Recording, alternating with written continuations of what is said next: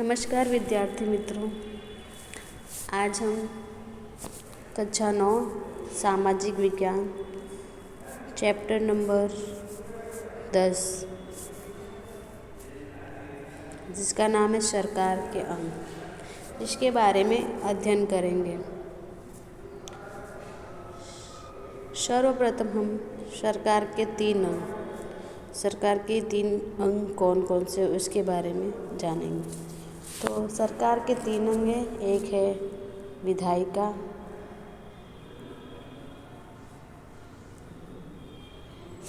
दूसरा है कार्यपालिका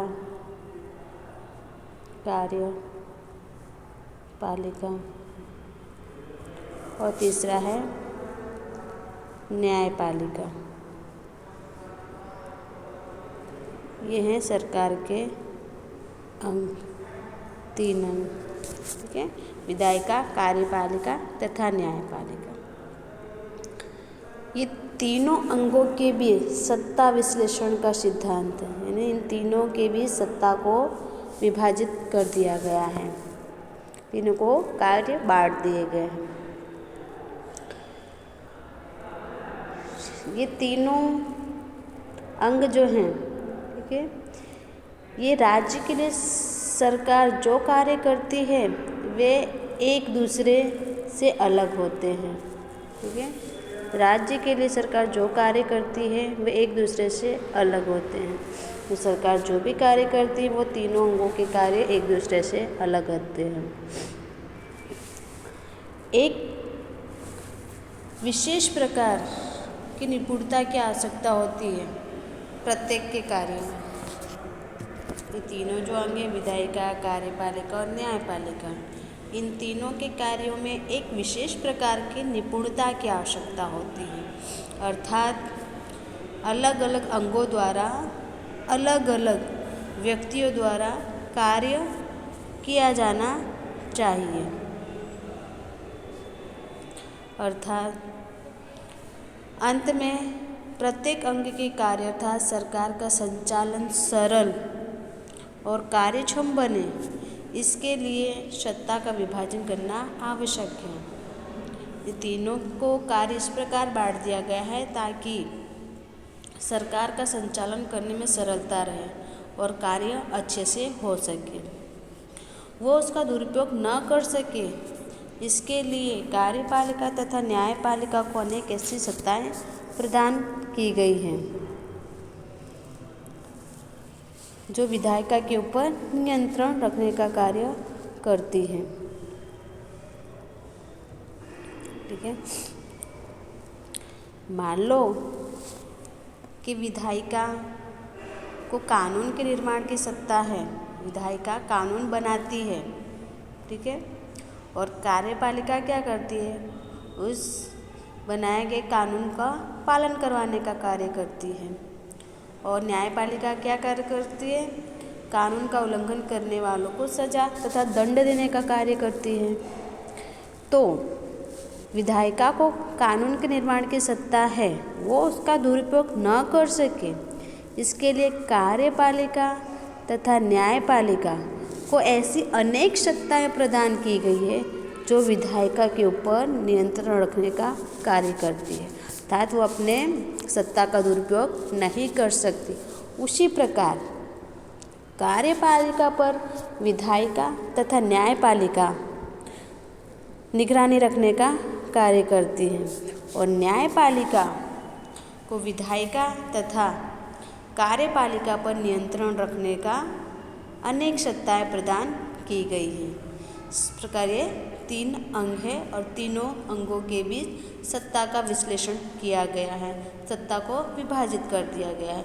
एक को कानून बनाने का अधिकार दिया गया है, एक को बनाए गए कानून द्वारा पालन कराने का अधिकार दिया गया है, और एक को जो कानून बना है यदि उसका कोई उल्लंघन करता है तो उसके बदले मुझे सजा या दंड देने का कार्य करती है। अब हम देखेंगे विधायिका, ठीक है। भारत संसदीय लोकतंत्र वाला प्रजातंत्रात्मक राज्य। कैसा देश है भारत? प्रजातंत्रात्मक वाला राज्य है। संघ स्तर पर संसद तथा राज्य स्तर पर विधान सभा जनता का प्रतिनिधित्व करती है। संघ अर्थात केंद्र स्तर पर, संसद तथा राज्य स्तर पर विधानसभा जनता का प्रतिनिधित्व करती है। उसमें देश की सबसे बड़ी संस्था, सबसे बड़ी और सबसे महत्वपूर्ण संस्था संसद है। क्या? देश की सबसे महत्वपूर्ण तथा सर्वोपरि संस्था कौन है? संसद। अब भारत के संसद में राष्ट्रपति, उपराष्ट्रपति, राज्यसभा तथा लोकसभा का समावेश होता है। ठीक है। विधायिका, ठीक है, विधायिका में संघ सरकार यानी संघ स्तर पर संसद होती है और राज्य स्तर पर विधानसभा और विधान परिषद होती है। ठीक है। तो संघ स्तर पर जो संसद है उसमें राष्ट्रपति, उपराष्ट्रपति, राज्यसभा तथा लोकसभा का समावेश होता है। ठीक है। विधायिका, जैसे इसमें एक सदनात्मक विधायिका होती है। एक सदनात्मक विधायिका, एक ही सदन होता है। तो किसे कहते हैं? एक सदनात्मक विधायिका। जहाँ विधायिका का निर्माण एक ही सदन के द्वारा होता है। ठीक है। जहाँ विधायिका का निर्माण एक ही सदन के द्वारा होता है उसे एक सदनात्मक विधायिका कहते हैं। अर्थात दोनों सदन नहीं होते, जैसे कि अमुक अमुक राज्यों में दोनों सदन नहीं हैं। दोनों सदन अर्थात राज्य स्तर की बात कर रहे हैं यहाँ पर।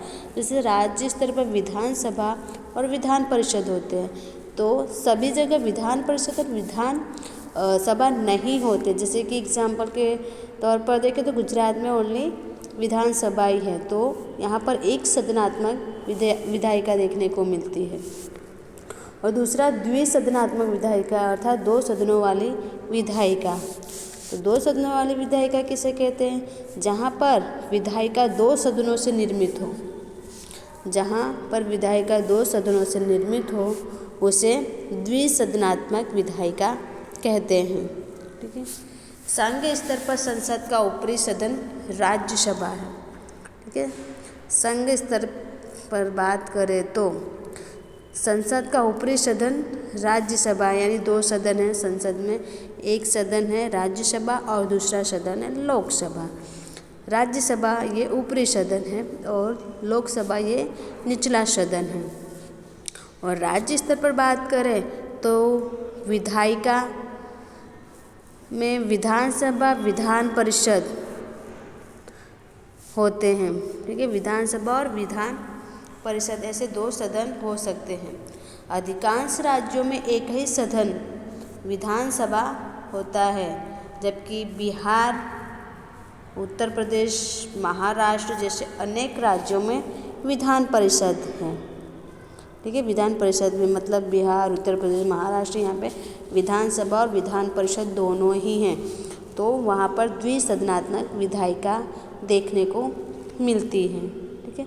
तो इस प्रकार दोस्तों यहाँ पर सत्ता विश्लेषण का सिद्धांत बताया गया है कि किस प्रकार सरकार अपने कार्यों को 3 अंगों में विभाजित कर दी है, और ये कार्यों को विभाजित करने से सरकार देश को अच्छे सरल ढंगों से और कार्यक्षम रूप से चला सकती है। ठीक है। अब हम इसके बाद की वीडियो में मिलेंगे, तब तक के लिए धन्यवाद।